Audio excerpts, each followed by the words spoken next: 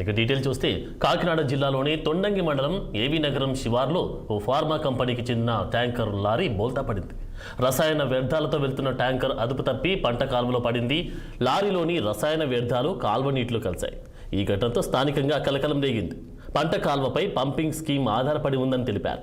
అయితే పంట కాల్వలో ఎలాంటి కెమికల్ కలవలేదని ఆర్డబ్ల్యూఎస్ అధికారులు నిర్ధారించారు. అలాగే కాల్వ నుండి ట్యాంకర్ను తొలగించేందుకు ఏర్పాట్లు చేస్తున్నారు.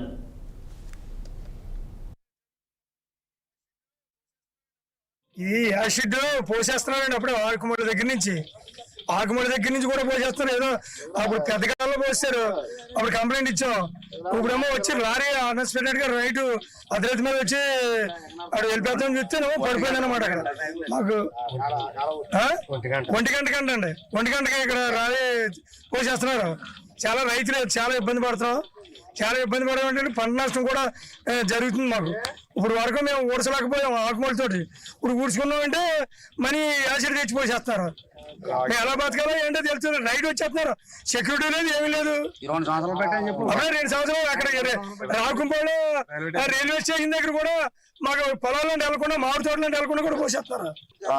కట్టుబడి మన రాకుంపాడు రైల్వే స్టేషన్ దగ్గర అప్పుడే సంవత్సరం బట్టి పోసేయడా మాకు ఎలా దొరకలేదు. ఎప్పుడు ఈ రోజు ఈ కాలంలో లారీ తిరగడం వల్ల మా రైతులు అందరికీ దొరకడం జరిగింది. అలాగే ఇక్కడ డిపార్ట్మెంట్ వాళ్ళు కూడా వచ్చారు. ఈ పంట పొలాల్లో ఈ వాటర్ వెళ్ళి పంట డ్యామేజ్ వచ్చి రైతులు నష్టపోతున్నారు. అలాగే దూడలు కూడా పశువులు కూడా చాలా ఇబ్బంది పడిపోయి నీరు తాగడం లేదు.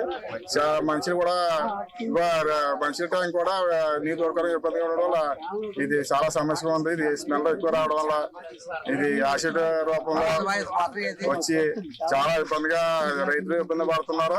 2 సంవత్సరాల బట్టి రైతులు అందరూ ఇబ్బంది పడుతున్నామండి. 2 సంవత్సరాలు బట్టి ఎలా పోసేస్తారు, రాత్రి 1 గంట టైంలో పోసేస్తున్నాండి. వ్యవసాయాలు పోతున్నాయండి. రాయకంపాడు పుసరాలకెళ్ళ పోసేస్తారండి. ఇక్కడ ఆరంభి ట్యాంక్ లో వెళ్ళి మంచినీళ్ళు చప్పలకి వెళ్ళి దాంట్లో పోసేస్తున్నారండి. ఈ రైతుకి వెళ్ళ పోసేస్తారు. రాత్రి వచ్చి తెరబడిపోయింది లారీ. మాకు ఈ రోజు తెరబడ వల్ల మాకు దొరికారండి. ఈ రోజు తెరబడలో దొరికారండి.